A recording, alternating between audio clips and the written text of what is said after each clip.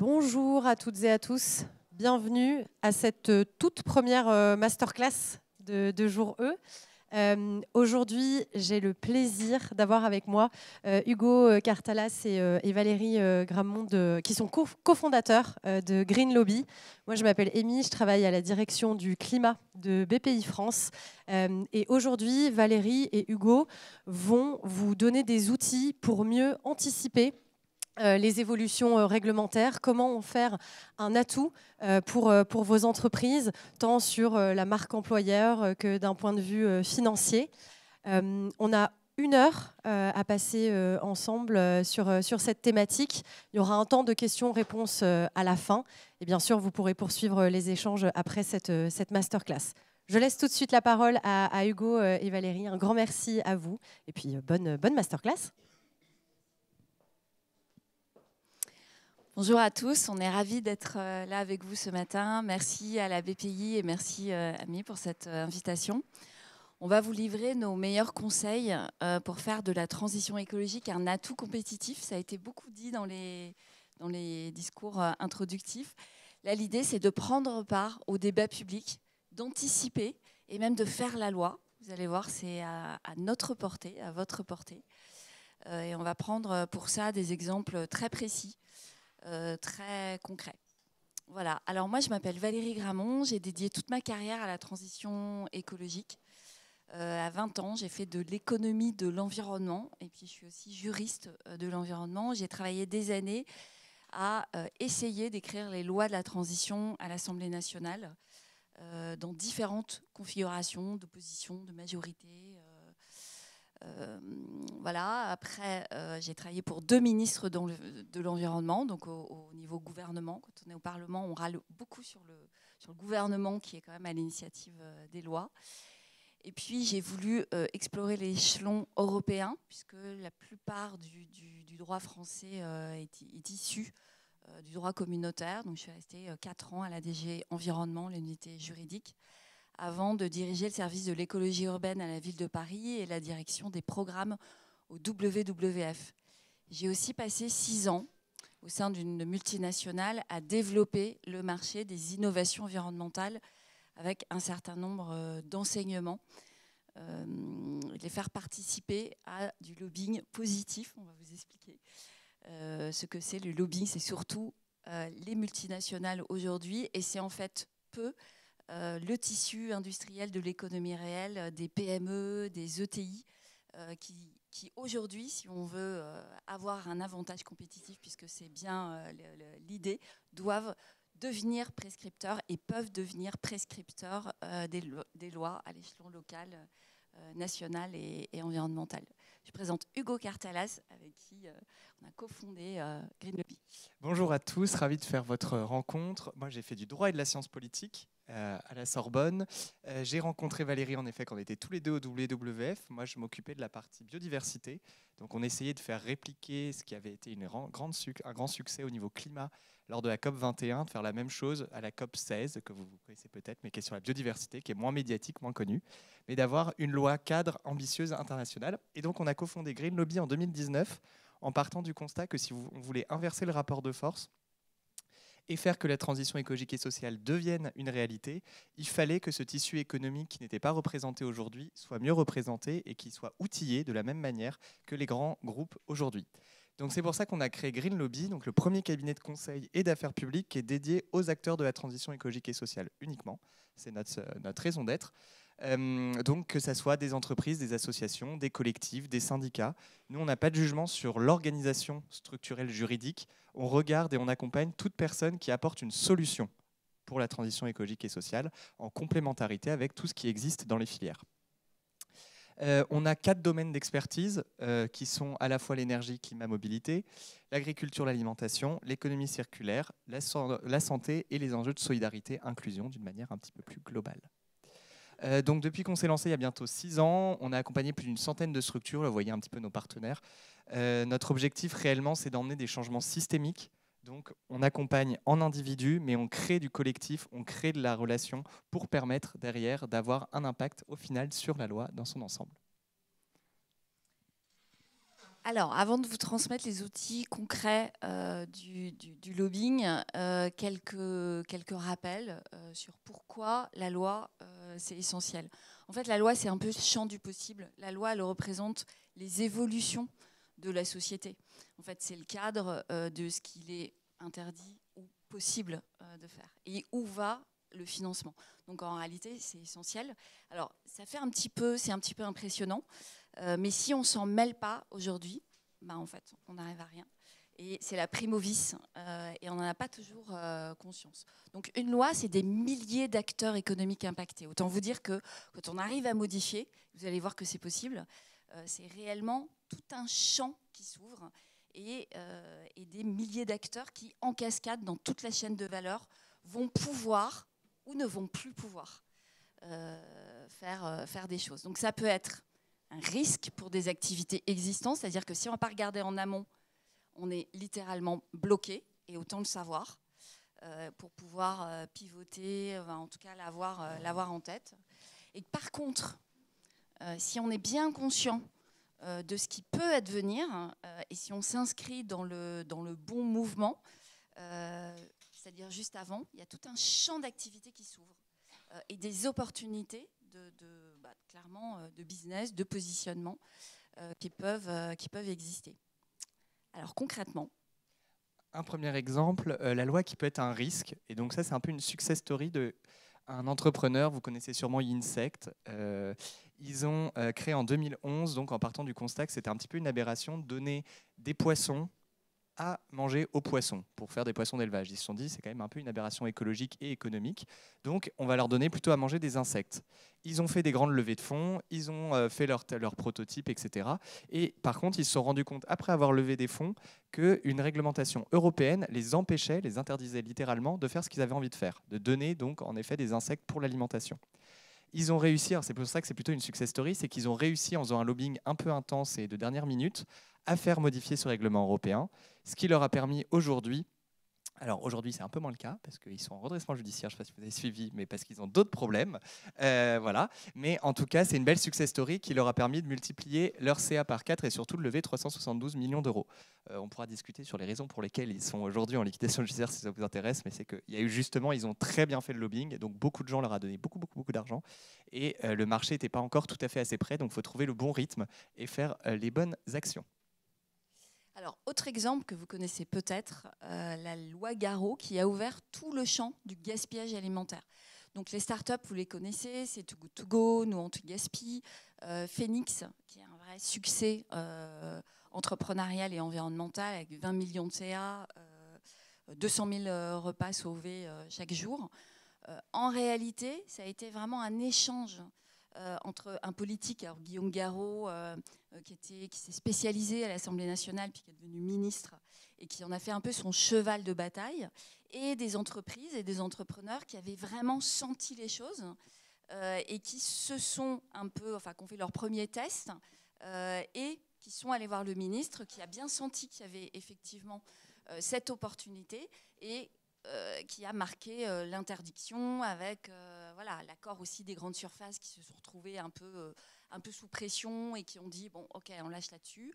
Voilà. Donc c'est vraiment l'idée d'arriver au bon moment et d'avoir ce débat constructif avec les décideurs politiques qui prennent l'opportunité effectivement d'agir et après d'avoir leur nom collé sur une loi. Anticiper la loi, c'est, je le disais, l'évolution de la société.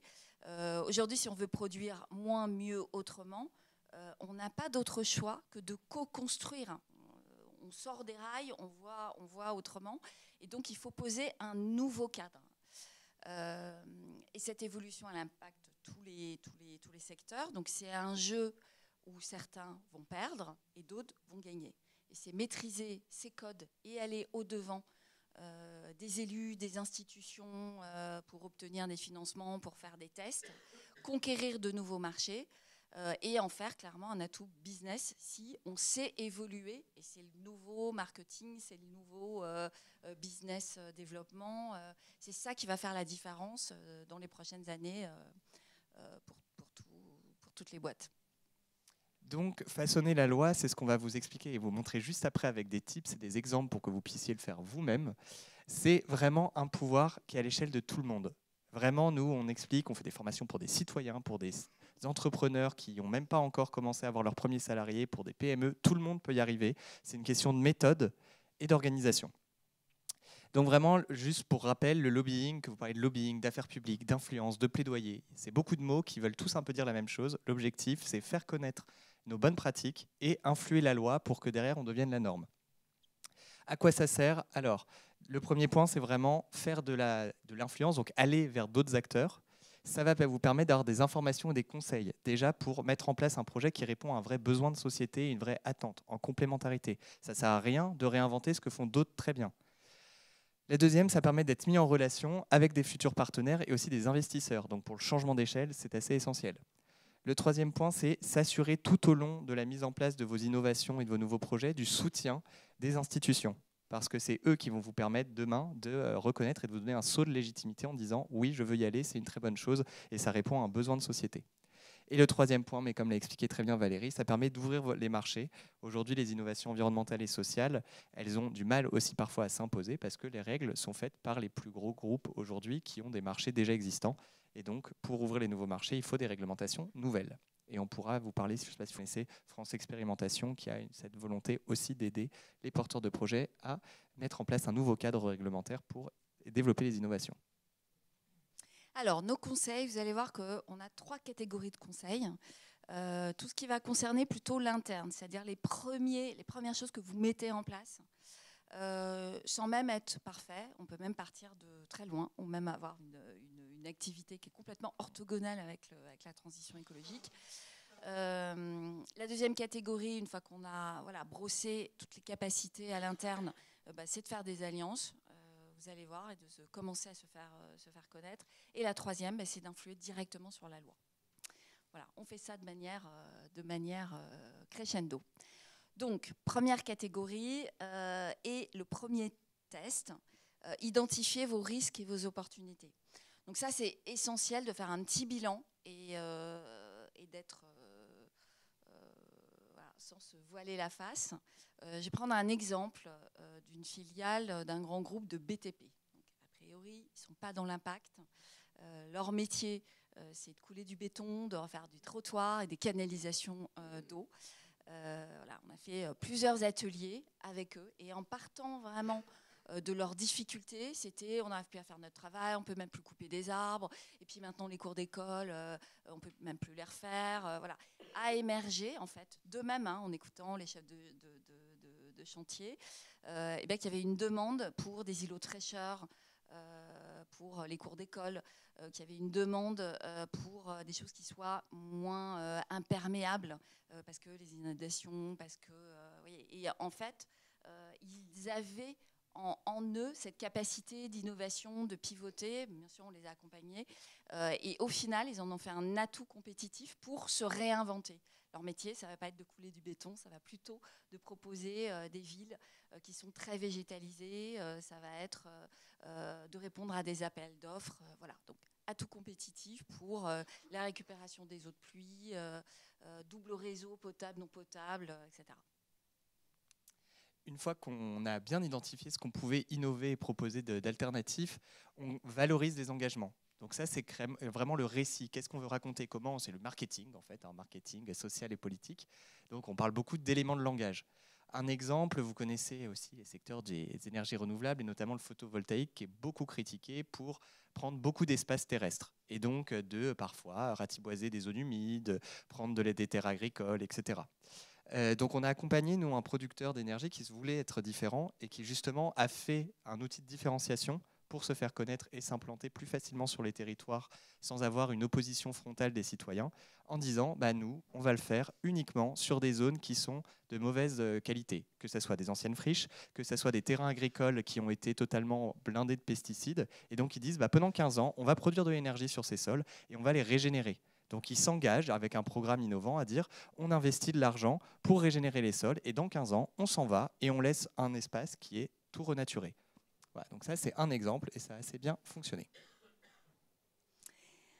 Alors, troisième tips, lancer des expérimentations parce que c'est concret et que c'est la meilleure façon d'avancer. Je vais vous prendre l'exemple d'une PME qui, encore une fois, avait une activité absolument pas durable puisqu'ils étaient vendeurs de plastique à usage unique pour les fast-foods. Vous savez, c'est ces contenants qu'on utilise entre 1 et 5 minutes quand on mange comme ça assez rapidement à emporter. Des gros plastiques bien épais, extrêmement difficiles à recycler. Eh bien, le DG s'est dit, moi ça peut plus durer, mon activité elle est lucrative, mais je suis aussi père et je suis un DG responsable. Voilà, il a voulu bifurquer et il a senti que le réemploi, alors ça peut être par exemple se spécialiser dans le réemploi des contenants en verre, pas que, hein, mais je vous donne un exemple précis, avec des circuits de lavage, voilà, avec à la clé des emplois non délocalisables pour les communes, etc. Bon, comment on passe d'une activité à une autre? D'abord, on fait des expérimentations. Donc, il est allé voir un stade, parce que c'est un circuit fermé, et puis un festival de musique, et puis la restauration collective. Voilà. Et sur ces 3 exemples, des enseignements et aussi des contacts avec les communes, que ça intéresse vraiment de savoir quand est-ce qu'ils doivent investir dans un circuit de lavage, dans des transports courts, dans des obligations ou interdictions ou incitations. Voilà, donc concrètement, comment on peut avancer et en plus vite qu'on ne l'imagine, pouvoir transiter et bifurquer vraiment au sein de sa stratégie. On n'est pas du tout dans l'adaptation de la RSE, dans de la justification de la réduction d'impact. Là, on est vraiment au cœur de la stratégie.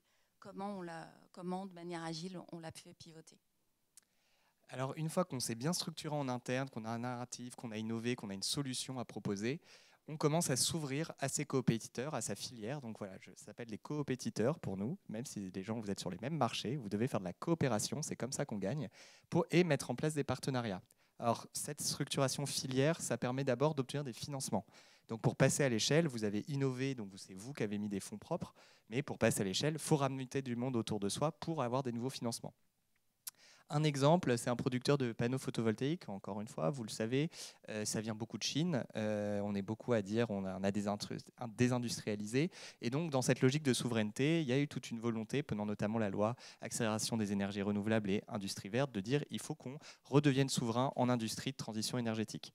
Et donc, ils ont fait tout un travail justement pour dire, si vous le dites, maintenant, il faut le financer, parce qu'il y a beaucoup de paroles, pas forcément beaucoup d'actes. Et donc, ils sont allés chercher leurs coopétiteurs, que ça aille de l'amont jusqu'à l'aval, et la région et l'État, pour obtenir plusieurs millions pour lancer une première grande usine de production et réemploi de panneaux photovoltaïques made in France. L'idée, on prend toujours l'image du gâteau, c'est au lieu de se battre pour une petite partie de gâteau, on fait grossir la taille du gâteau, on la fait même exploser, là vous voyez, c'est quand même des chiffres importants, parce qu'on montre qu'on a tous le même intérêt, ce qui n'empêche pas derrière de se battre pour montrer qu'on est le meilleur derrière, mais si la taille du gâteau elle a explosé, c'est quand même plus facile. Voilà, alors une fois qu'on a fait ça, on essaime les projets sur le territoire. On a fait nos expérimentations, on a obtenu des sous, on a commencé à convaincre, on se sent plus fort, et là on peut aller chercher et développer toute une stratégie commerciale. Je vous donne l'exemple d'une association qui est spécialisée dans la labellisation des engagements sociaux et environnementaux des crèches. Donc, en fait, avant, il y allait taper, c'est souvent des directrices de crèche, à chaque porte des directrices de crèche. Coucou, c'est nous, est-ce que vous voulez bien être labellisé? Voilà le programme, etc. C'était extrêmement chronophage, ça leur prenait toute leur énergie. Nous, on est vraiment rentrés dans leur tunnel commercial, leur tunnel d'engagement, c'est un peu pareil. Et on a réussi ensemble à se rendre compte qu'au lieu d'aller taper à la porte des directrices de crèche, la directrice petite enfance de la commune était en fait l'élément clé, pas forcément l'élu, vraiment la directrice petite enfance. Enfin, ça, voilà, on a diagnostiqué ça. Et qu'en fait, si on arrivait à la convaincre, elle, en cascade, il y a des dizaines ou des centaines de crèches, parce qu'elles se parlent d'une commune à une autre, d'un territoire à une autre, qui pouvaient être convaincus. Voilà, c'est ce genre de choses qu'on utilise en fait, ce qu'on appelle les affaires publiques, mais vous voyez que ça peut être hyper concret dans le tunnel commercial et dans la stratégie. Doublement des contrats signés, quand même, grâce à ce type d'approche. La 6e étape, ou tips, c'est, maintenant qu'on a fait toutes ces étapes, c'est de créer ce collectif. Et donc ça, réellement, c'est la coalition, c'est comme ça qu'on va inverser le rapport de force. Parce que tout seul, on va plus vite, comme on dit, mais ensemble, on va plus loin. Et ce n'est pas du tout juste une expression, c'est vraiment assez parlant. On l'a très bien vu, nous, avec un acteur des mobilités douces qui avait innové pour proposer un système de leasing social par le biais de l'entreprise de vélos de fonction, pour essayer de supprimer les voitures de fonction, en tout cas de limiter. Quand vous savez qu'en moyenne, un foyer en France a 3 voitures, on se dit on peut au moins en retirer une, voire 2, et donc favoriser ce report. Au début, on les a accompagnés tout seuls. On a identifié, on a dit qu'il faudrait qu'il y ait un avantage fiscal qui permette d'inciter les entreprises à mettre en place, au même titre que les voitures de fonction. On a écrit cet amendement, on a commencé à le porter, mais il y avait très peu de réponses. Et à un moment, on leur a dit, maintenant, il faut que vous montriez que ce n'est pas juste votre intérêt perso. Vous avez forcément des coopétiteurs et des acteurs qui font la même chose que vous, qui auraient intérêt à ce que ce système arrive. Donc, on les a rassemblés dans une association qu'on a créée de toutes pièces, leurs 10 coopétiteurs, pour qu'ils portent ensemble un même message et une même vision de société avec des mêmes propositions. Et bien là, on a eu un effet des multiplicateurs x 100. C'est impressionnant. On a envoyé les propositions en nom de cette association. Tous les groupes politiques nous ont reçus. Ça a été repris par l'ensemble des groupes politiques, alors que c'était un mois avant le vote donc, du projet de loi de finances. Je ne sais pas si vous connaissez, c'est le budget annuel de l'État. Et vous savez aussi, c'est ça qui est assez frappant, c'est que c'est un sujet qui, malgré donc, les 49.3, c'est que vous avez dû sûrement suivre aussi, où le gouvernement dit je fais le pick and choose des amendements que je veux garder proposés par les parlementaires. Vu que tous les groupes politiques l'ont porté, évidemment, le gouvernement l'a repris. Donc ça, c'est vraiment une success story assez type de on se structure en interne et après, on crée un collectif qui va porter plus loin et plus vite notre message. Alors, prochaine étape, organiser un événement. En fait, ça marche, on le voit bien aujourd'hui. Mais il y a une façon d'organiser un événement qui permet en fait de cranter l'ambition, de forcer, ou en tout cas d'inciter. Un mélange des deux. Le lobbying, c'est ça, c'est faire du name and shame et puis juste après dire « Ah mais regardez, on a une proposition politique qui est géniale et qui va faire que vous allez exister. » Et d'ailleurs, les acteurs économiques sont d'accord, etc. Donc, je vais prendre l'exemple d'une association qui regroupe des industriels engagés dans la transparence alimentaire. En fait, c'est des gens qui essaient de faire bien, qui essaient de faire de la bonne bouffe. On est en France. Et qui font du bio, du local. Et ils ont un avantage concurrentiel négatif, c'est-à-dire que s'il n'y a pas la bonne étiquette, qui ne soit pas juste du greenwashing, qui permettent en fait aux consommateurs de pouvoir cibler les bons aliments, pour eux, voilà, ça va pas, ils vont se casser un petit peu les pieds pour rien. Donc c'est ce qu'on appelle la transparence alimentaire ou la démocratie alimentaire. Et ce groupement d'industriels n'arrivait pas en fait à obtenir concrètement la bonne étiquette sur les bons produits, qui doit être quand même obligatoire, sinon le consommateur est totalement perdu et on n'arrive pas. Et c'est juste aliment naturel, ce qui ne veut rien dire. Bref. Ça faisait des années qu'ils tournaient autour du truc. On a organisé au cœur du pouvoir à l'Assemblée nationale, dans une très jolie salle avec des dorures, un événement. On a fait venir la recette magique, c'est-à-dire ces industriels, des journalistes, hyper importants, du secteur, couplés à des députés mais qui ont pris la parole, et le gouvernement que l'on a invité et qui a presque été obligé mais qui était quand même content d'être là. Et ils ont fait des annonces, voilà, parce que quand on mélange des politiques et des journalistes, donc événement pas forcément extrêmement compliqué à organiser, mais qui a vraiment un effet politique voilà, majeur si on le prépare bien et si on invite les bonnes personnes. C'est ça. Et en complément, il y avait aussi des associations évidemment environnementales et de consommateurs. Voilà, ce qui fait qu'on met toute la société civile dans une même, des représentants de toute la société civile dans une même salle. Et à 50, en fait, on obtient des engagements politiques beaucoup plus forts en un coup. L'avant-dernier tips, donc pour là quand on est à l'étape de modifier la loi, c'est décrocher des rendez-vous donc au cœur du pouvoir. Ça, c'est un peu ce que tout le monde a en tête quand on parle d'influence, d'affaires publiques. C'est tout le monde se dit faut que j'aille rencontrer le ministre, voilà. Mais rencontrer un ministre, si vous n'avez pas toutes les autres étapes d'avant, en fait, vous n'aurez rien de particulier à lui dire. Il va vous dire très beau votre projet, c'est magnifique, bravo pour ce que vous faites, et puis ça restera lettre morte. Donc vraiment, nous on est à dire rencontrez votre élu, c'est important au début pour bien faire les bons choix, Mais tant que vous n'avez pas une structuration, une vision commune, que vous emmenez votre filière, avoir un rendez-vous avec un ministre ou un directeur de cabinet, ça ne sert pas à grand-chose. Donc voilà, chaque chose en son temps. Si vous ne voulez pas perdre du temps, vous aussi, et être un peu désespéré, parce que ça peut être vite un peu désespérant sinon. Un exemple, donc c'est, je ne sais pas si vous connaissez l'autoconsommation collective. C'est le principe d'essayer de faire des circuits courts de production d'énergie renouvelable. Et donc, c'est faire des administrations, des entreprises et des foyers qui se rassemblent pour dire on va se doter de nos propres moyens de production et de consommation d'énergie. Donc ça, c'est une nouveauté qui existe, qui a été poussée un peu au niveau européen depuis une dizaine d'années, mais en France, bon, voilà, on est assez centralisateur, pour le dire gentiment, donc on n'est pas forcément hyper moteur pour ce genre de sujet, et aussi parce que c'est un peu compliqué à mettre en place, parce que vous voyez bien, il y a beaucoup de gens différents à mettre autour de la table. Donc il y a une entreprise qu'on a accompagnée et qui a été soutenue en effet aussi par la BPI pour développer un outil digital qui permette derrière de simplifier les échanges entre toutes les parties prenantes et de mieux gérer leur autoconsommation. Le résultat, c'est qu'en effet, basé sur ce problème, eux, ils ont apporté une solution à la fois technologique et d'accompagnement. Et donc, ça a permis derrière de faire venir des députés sur leur site, se rendre compte que c'est possible de rencontrer cabinets ministériels. Et puis, à la fin, dans le projet de loi Industrie verte et accélération des énergies renouvelables, ils ont eu des amendements qui ont été adoptés, donc des articles, pour favoriser, en disant que c'était simplifié, en gros, moins de principes de régie, d'avoir des contrats plus facilement passables, etc. Donc, c'est un petit peu l'exemple final avant d'écrire la loi. Alors, dernier exemple, qui est effectivement ce qu'on peut imaginer quand on parle d'affaires publiques pour les acteurs de la transition. On s'imagine que c'est ça, écrire la loi.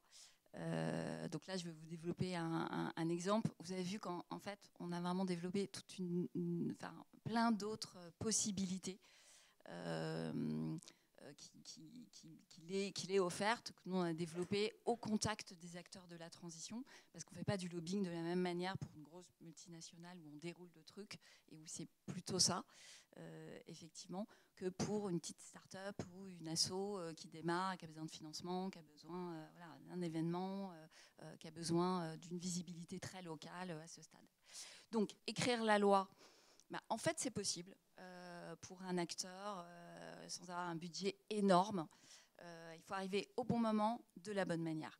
Donc là, je prends l'exemple des acteurs du commerce équitable. Donc, le commerce équitable, vous connaissez peut-être ou pas. En tout cas, il y a encore quelques temps, ils avaient l'image de vendeurs de pulquigrade qui viennent du Pérou. Pour faire un petit peu simple, on se disait, c'est des vendeurs de cacao. En fait, le commerce équitable, c'est aussi beaucoup de produits français, européens. Et aujourd'hui, c'est des producteurs, c'est l'idée du prix juste. Et ça se développe énormément. C'est des acteurs comme Biocop, comme Max Havelaar. C'est l'idée de bien rémunérer les producteurs, nos paysans, nos agriculteurs. Voilà, donc c'est une idée forte et c'est une idée aussi de diminuer les intermédiaires pour avoir du pouvoir d'achat et pour produire, pour donner accès aux consommateurs des produits qui sont pas chers, de bonne qualité, etc. Donc il y avait vraiment l'idée de développer ce marché. On a identifié une mesure législative qui était très importante et qui permettait vraiment de tirer le marché.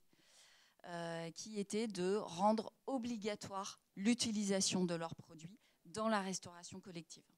Ça veut dire que dans les appels d'offres ou dans la cantine du petit, en passant par l'EHPAD, la maison de retraite pour mamie, et aussi toutes les entreprises d'un territoire, il y a eu une obligation d'un pourcentage d'utiliser les produits du commerce équitable. Autant vous dire que ça développe énormément le marché. En l'occurrence, on a réussi ça en une petite année parce que c'était le bon moment, parce qu'on a travaillé en amont, parce que c'était aussi la bonne mesure.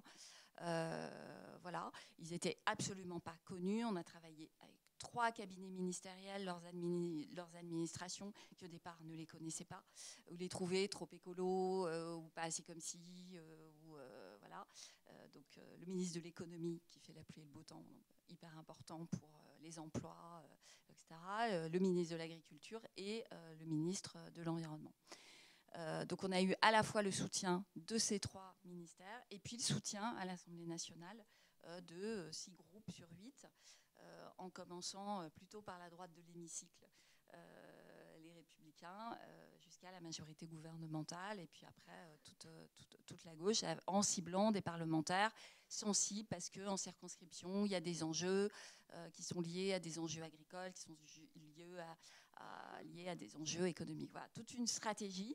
Mais en fait, en une petite année, quand on fait les choses, voilà, on arrive à ce type de résultats. Et donc maintenant, on vous a donné et brossé un portrait de tout ce qui était possible de faire à différents échelons en fonction d'où vous êtes. Un temps d'échange, on est là pour répondre à toutes vos questions et évidemment on est là jusqu'à 17h, donc vous pourrez attraper. Voilà, on est à votre disposition pour échanger quand vous voulez. On fait une autre masterclass cet après-midi à 15h. Bonjour à tous, toutes. Magali Penquin, bureau d'études JPC Partenaires. Je me posais si vous-même, vous aviez un niveau d'intégration de la conscience de greenwashing dans le choix de vos clients, en disant eux je prends pas ou eux je prends, parce qu'effectivement, on a aussi beaucoup de greenwashing sur ces sujets. Merci.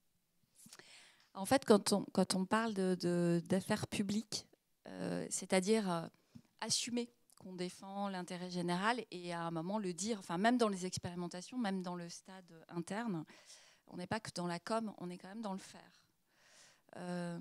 Du coup, c'est une question qu'on nous pose beaucoup, mais de fait, on a assez peu de gens qui viennent nous voir. Ça ne veut pas dire qu'ils sont parfaits, je vous ai cité plein d'exemples de gens qui sont même au départ dans leur activité. Mais par contre, dans leur intention, ils sont sincères. C'est-à-dire que ce n'est pas seulement de la com. On ne peut pas tellement mentir en fait, quand on est face à un élu ou quand on fait une expérimentation. On peut dire l'intégralité de votre business model, il est quand même encore sur la fabrication des plastiques à usage unique. Certes. Et ces deux expérimentations, vous n'êtes pas en train de rééquilibrer votre modèle d'affaires, mais vous êtes en train quand même sincèrement d'y réfléchir. C'est très différent que de poser un label ou d'autoproclamer, etc. C'est vraiment la différence. On n'est pas dans seulement de la réduction d'impact. On réfléchit à ces risques et ces opportunités au sein de son activité. Voilà. Et donc, ça nous est arrivé d'avoir des intentions, c'est-à-dire d'avoir des fédérations, des entreprises qui viennent vers nous et puis qui disent « mais si, nous on veut le faire ». Bon, voilà. Après quelques mois ou une petite année, si ça bloque, et vous voyez, comme on propose aussi des alliances avec des ONG, comme on propose d'être complètement transparent sur ce qu'on fait, il y a un moment où ça sort, où ils sont effectivement challengés. C'est tout l'intérêt de la démarche aussi, que d'être bousculé et de se dire, j'ai la vision carbone, mais je n'ai pas la vision biodive. J'ai la vision écologie, mais je n'ai pas la vision justice sociale. De faire un peu le tour du donut, et c'est très riche.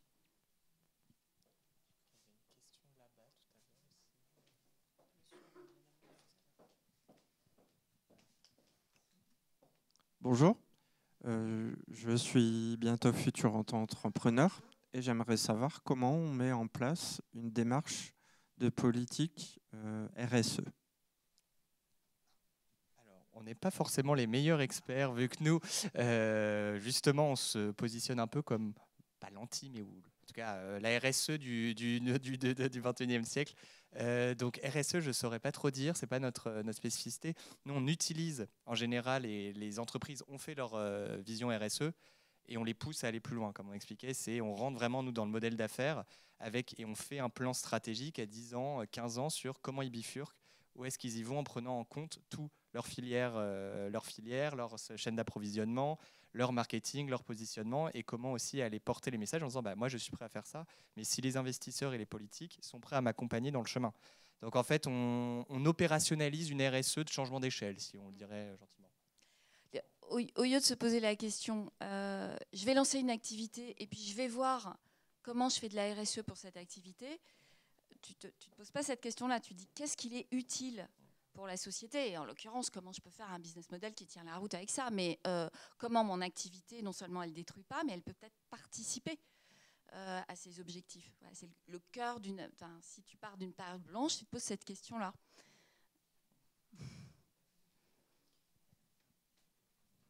Merci. Bonjour, Emmanuelle Mozy, j'ai fondé une start-up qui s'appelle WePlant. On végétalise avec de la valeur partagée, du coup, les horticulteurs. Chez nous, les plantes, ce n'est pas un produit, c'est un service, parce que ça respire. Du coup, l'aspect filière, c'est un gros sujet. Quand on va voir des horticulteurs, il n'y a pas de souci en soi. Par contre, dès qu'on parle des autres acteurs, notamment par exemple l'interprofessionnel, quand vous êtes une start-up ou une TPE, PME, vous n'êtes potentiellement pas intéressant. Je ne sais pas comment l'exprimer autrement. Et du coup, sur le fait de discutons pour aller plus loin, je ne dis pas qu'ils sont figés dans quoi que ce soit, je ne connais pas leur plan d'action, je n'ai pas cette prétention.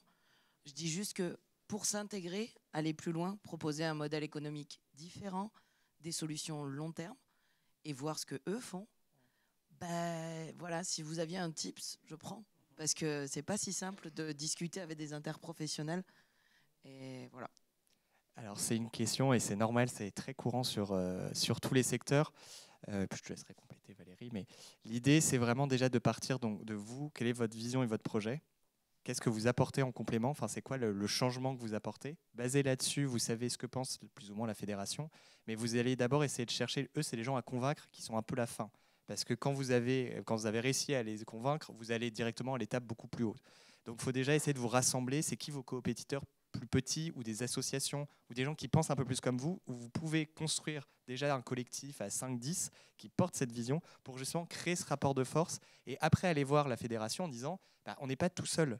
En fait, notre vision, c'est l'avenir. Et donc, mais on est prêt à vous aider à aller vers ce chemin d'avenir. Nous, on dit que dans 5 ans, c'est possible. Discutons-en ensemble. Ça se trouve, vous dites dans 10 ou 15. Et on va faire ce chemin ensemble de progression. Et en fait, c'est basé sur cette production, en fait, cette vision écrite, que vous allez pouvoir réellement échanger. Et ça marche avec les syndicats représentatifs d'une filière, qui sont en fait des institutionnels. C'est comme les pouvoirs publics, en fait, les syndicats comme ça. Donc, il faut avoir fait tout ce travail amont d'expérimentation, d'alliance, même de marketing, de communication. On peut mettre le citoyen aussi un petit peu, le consommateur dans la boucle pour montrer qu'il y a une vraie volonté pour leur faire un peu, entre guillemets, peur et leur dire, il y a carotte bâton. Nous, voilà le monde qu'on propose, on est soutenu. Et on vous tend la main pour que vous puissiez faire partie de l'histoire. Mais s'ils disent non à tout le temps, on peut faire du shame. Et c'est là où on rentre dans du rapport de force et de la politique publique.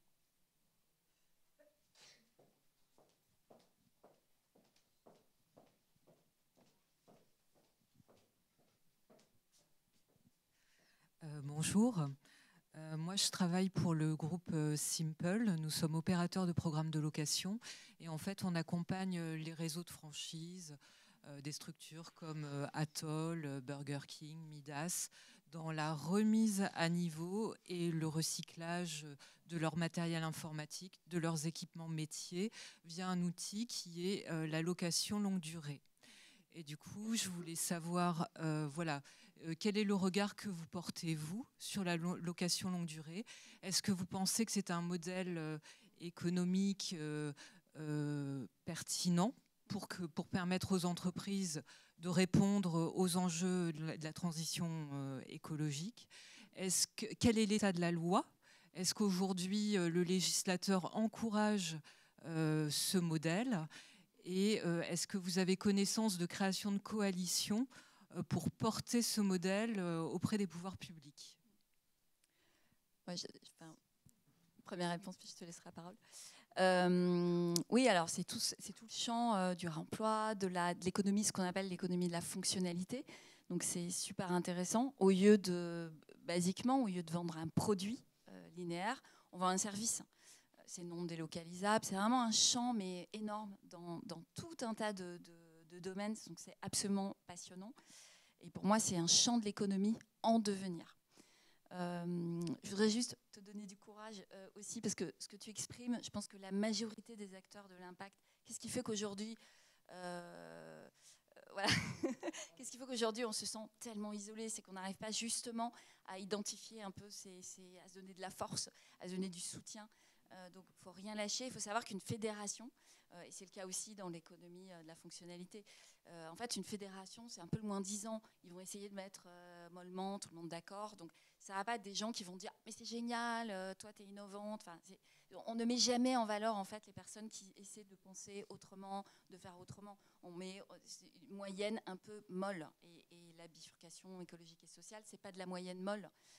surtout au rythme là où on doit avancer. C'est vraiment prendre des risques, réfléchir, mais avancer étape par étape. Donc, il faut faire sa cartographie d'acteurs. Enfin, c'est valable pour toutes les deux, là, et pour une grande majorité, je pense. Faire sa cartographie d'alliés et petit à petit, essayer aussi de diviser, parce qu'au sein de cette fédération, tu vas quand même avoir quelques personnes qui vont dire « Ah, mais c'est quand même intéressant, etc. » Et donc, avancer par méthode et jamais se décourager. Voilà, on est l'avenir, vous êtes l'avenir. Faites-le ensemble et donnez-vous de la force aussi de cœur, émotionnellement, pour ne pas lâcher au quotidien et faire les choses méthode, voilà, chaque jour, une petite étape et on y arrive. Et je laisse et sur la partie plus fonctionnalité, pouvoir public, aujourd'hui, il y a des vraies obligations. Ils essayent, notamment par rapport à la commande publique, à mettre en place tous les enjeux de réparabilité. En gros, ils fixent des objectifs pour donner des indications. Par contre, à ma connaissance, je ne pense pas, ils ne rentreront jamais dans quel moyen de le faire. Donc, ils vont ouvrir le champ des possibles en disant il y a des services de location longue durée, du rachat d'appareils réemployés, tels qu'avec Emmaüs, Murphy, Back Market, etc. Ils vont ouvrir le champ des possibles, mais par contre, il faut sans doute rappeler que c'est un vrai possible. Nous, pendant la loi Industrie Verte, on avait fait un exercice parce que on a vu cette proposition de ce projet de loi du gouvernement et ils nous ont sollicité en disant est-ce que vous pouvez faire le tour de l'écosystème pour savoir ce qu'ils en pensent. C'est très bien et on est revenu avec quelque chose qui leur a pas tout à fait convenu, mais qui veut dire plutôt que l'appeler Industrie Verte, faisons un projet de loi qui est sur la réorientation et l'économie de la fonctionnalité, parce que ça doit être ça notre avenir. Et donc on leur a proposé plein de systèmes alternatifs. Donc ça commence à monter, ça commence à exister, mais c'est plutôt les réseaux du réemploi, etc. Mais pareil, c'est des sous-groupes, la fonctionnalité au service de ces réseaux. Donc après, ça c'est une vraie réflexion à avoir. Et si vous connaissez, vraiment, rassemblez-vous avec des gens qui pensent un peu comme vous. Nous, par exemple, on passe par Common, qui fait du service aussi longue durée comme ça, qui sont en plus coopératifs, donc dans cette gouvernance, nouvelle économie, etc. Donc rapprochez-vous de ces gens-là pour essayer de porter. Moi, vraiment, le premier message, c'est l'ennemi nous fait croire qu'on est toujours seul. C'est sa manière de gagner et de diviser. Donc la première étape, c'est identifier qui sont vos meilleurs amis et accepter de vous dire on va mettre 5-10 personnes autour de la table qui pensent un peu comme moi et on va construire ce monde ensemble. Et ensuite, on va se répartir la tâche parce qu'aussi, on a besoin de tout le monde pour essaimer le message. Donc on va pouvoir utiliser chacun nos réseaux, y aller, les faire parler et puis faire grandir petit à petit effet boule de neige. Donc voilà, c'est plutôt se rapprocher des réseaux de la partie, là pour le moment, réparation, réemploi, et essayer de créer, faire sortir cet enjeu de l'économie de la fonctionnalité. Et juste pour finir, l'ADEME travaille beaucoup dessus. Donc voilà, l'ADEME est un bon interlocuteur sur les enjeux de fonctionnalité.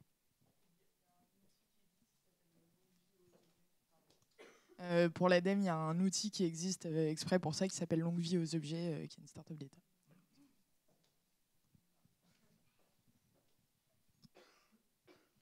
Bonjour, moi j'avais une petite question pour préciser un petit peu le point sur la coopération entre acteurs. J'ai fait partie des entrepreneurs qui étaient justement consultés dans le cadre de la loi Garot sur le gaspillage alimentaire. Et pour le coup, on n'a pas du tout été structurés ensemble et on n'est pas du tout arrivés ensemble dans ce cadre-là. Et justement, le problème, c'est qu'il y avait beaucoup de compétition entre ces acteurs et on était plus des concurrents que des compétiteurs, comme vous avez dit. Et du coup, je pense que le résultat, ça a donné une loi finalement un peu molle et assez peu contraignante qui ne nous a pas tous satisfaits. Donc je me posais la question, justement, vous parliez de modèles associatifs, etc. Enfin, rentrer un peu plus dans le cœur des solutions et des bonnes pratiques là-dessus. Oui, là, nous, on donne des cas d'école de ce qu'on préconise. En l'occurrence, ce n'est pas encore la loi Garot, c'était pas une des premières, mais vraiment le premier cas d'école qui a enclenché cette discussion entre les pouvoirs publics et un certain nombre de boîtes qui étaient en train de se former ou qui souhaitaient se lancer. En réalité, la loi, c'est un processus itératif, c'est-à-dire qu'on a la loi Garot et puis il y a des amendements et on peut les améliorer quand la société est prête, quand aussi c'est tombé dans le débat public et que les consommateurs, les citoyens, on parle beaucoup du consommateur en tant qu'acte politique quand on achète ça, mais on peut aussi interpeller de la bonne manière et faire savoir à son décideur politique qu'on est d'accord ou pas d'accord sur une loi. Donc il faut y revenir constamment. En fait, on franchit des étapes, il y a des amendements qui passent, qui sont retoqués, et puis un jour ils sont adoptés. Ce n'est pas tout à fait satisfaisant, c'est toujours l'objet d'un compromis. Hein. C'est de la frustration de faire des affaires publiques, mais le coup d'après, on peut y arriver, etc. Et justement, aujourd'hui, les trous dans la raquette, il y a eu un petit peu la loi Egalim, la loi climat et résilience qui ont essayé de repasser dessus. Mais c'est l'enjeu sur tous les secteurs d'activité. Et c'est pour ça que moi, je préconise toujours de repartir de, en fait, un constat qui est de dire personne n'est globalement satisfait. Et donc de se dire, bah, OK, en fait, comment on fait pour vraiment vouloir travailler ensemble? Et c'est beaucoup plus dur qu'en face, parce qu'en face, ils ont un dénominateur commun qui est gagner de l'argent. Donc ils se mettent vite d'accord. Et c'est simple, c'est efficace. Ils n'ont pas de vision de société. Vous arrivez à faire, parce qu'on n'a pas du tout parlé, c'est peut-être l'occasion de le mentionner. Vous connaissez peut-être, tout le monde connaît le MEDEF, qui est vraiment la visibilité communicationnelle des grands groupes français. Mais celui qui écrit réellement la loi, c'est l'AFEP, l'Association française des entreprises privées. C'est les 117 multinationales qui opèrent en France, qui sont rassemblées et qui écrivent la loi. C'est-à-dire qu'il y a toutes les boîtes de l'automobile. Dès qu'il y a un projet de loi qui arrive, qui touche à la mobilité, ils se réunissent pendant une journée et ils ne se quittent pas tant qu'ils n'ont pas réécrit ensemble le texte qui leur correspond. Et ils savent se mettre d'accord. Et après, ils vont tous le porter. Et donc, nous, à notre petite échelle, c'est ce qu'on veut essayer de faire au monde de l'impact. Mais notre difficulté, c'est que comme on n'a pas encore cette partie économique et qu'on est tous des gens qui avons une vision, aujourd'hui, mon gros enjeu, c'est de montrer que tout le monde a une part de la solution pour la vision. Et donc, on doit travailler en complémentaire. Et que ce n'est pas quand on dit « moi, je préfère faire ça », que la solution de l'autre n'est pas bonne à prendre et en complémentarité. Donc c'est comment on dézoome et on accepte de dire on est tous des partenaires autour d'une même vision de société et si le marché s'ouvre, il y aura de la place pour tout le monde. Et donc là, c'est un changement important à faire, psychologique, et faut être prêt à le faire, il faut être dans une démarche de reconstruction et d'approches différentes. Donc faut aussi l'emmener progressivement et se donner le temps. Et donc là, la loi Garot, il y a des trous dans la raquette. C'est peut-être aussi l'occasion, nous on en parle à beaucoup de gens autour de la partie anti-gaspillage alimentaire, de commencer à aller à l'étape d'après. Il y a eu cette loi qui a fait un peu tout le monde qui parle. Maintenant, si vous voulez vraiment l'appliquer, parce que c'est aussi ça, comment on l'applique, au-delà de l'emmener plus loin, il faut que tout le monde se rassemble et porte un vrai message commun en acceptant nos complémentarités et nos différences. On a peut-être le temps pour une dernière question. Merci, bonjour, Jean-Pascal Decroix. Donc, je suis fils d'agriculteur et je vais rebondir sur la partie des producteurs locaux. Je suis aujourd'hui chef d'entreprise et très engagé dans la RSE. Et j'avais fait le choix, il y a plusieurs années, de proposer à mes salariés des paniers de fruits et légumes non traités locaux pour lesquels je trouvais que pour les motiver, on a participé à hauteur de 50% par l'entreprise. Mon premier souhait, c'était en fait quand je les voyais déjeuner le midi, c'est qu'ils mangeaient beaucoup de produits congelés. Et aujourd'hui, on est 4-5 ans après, ils mangent tous des produits frais. L'anecdote, c'est qu'en fait, je viens de prendre un contrôle d'URSSAF et qu'on me demande 2 000 € pour ce que j'ai fait. Donc, alors c'est tout récent, hein, et je pense que je vais essayer de passer à la télévision parce que là, elle m'a justement répondu tout à l'heure, là, la contrôleur d'URSSAF, que je vais appeler. Pour lui dire, j'ai rien contre vous, mais je pense qu'il faut qu'on passe à la télévision parce que là, il y a un moment donné où on nous dit de faire des choses et puis après on nous contredit, on nous tape sur les doigts. Donc voilà, c'était pour partager cette anecdote et que peut-être, si vous pouvez faire un petit peu de lobbying auprès des ministres, ça avec plaisir parce que moi je suis à Nice, donc on est loin du bon Dieu. Mais je pense que tu es ton meilleur défenseur et qu'il faut absolument. Il y a ici tout un tas de gens intéressants. C'est des cas d'école. Quand on innove, quand on fait des pas de côté, quand on. Moi, je suis toujours heureuse en fait d'accueillir ces histoires-là. Nous, on propose à nos salariés, on est 12 chez Green Lobby, on a un abonnement avec l'épicerie solidaire.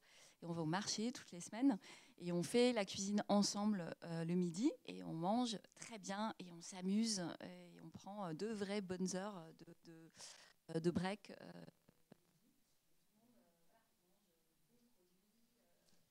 Apprend à cuisiner.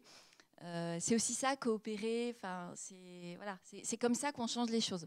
Donc, je t'encourage et on te donnera quelques petits conseils, effectivement, à pitcher, mais en termes de storytelling, tu es très bon, et à dire, bon là, il y a un petit truc, il faut vraiment faire quelque chose, parce qu'on ne peut pas innover et être pénalisé alors qu'on essaie de faire bien, en fait. C'est la prime au vice, ce qu'on appelle la prime au vice. Et on est tous victimes de ça, et ça suffit, il faut que ça cesse. Et ne dis pas que nous faisons la même chose, parce que j'ai pas très envie d'avoir un contrôle de l'URSSAF. Voilà. Mais on va essayer de faire voilà, on va parler le message aussi.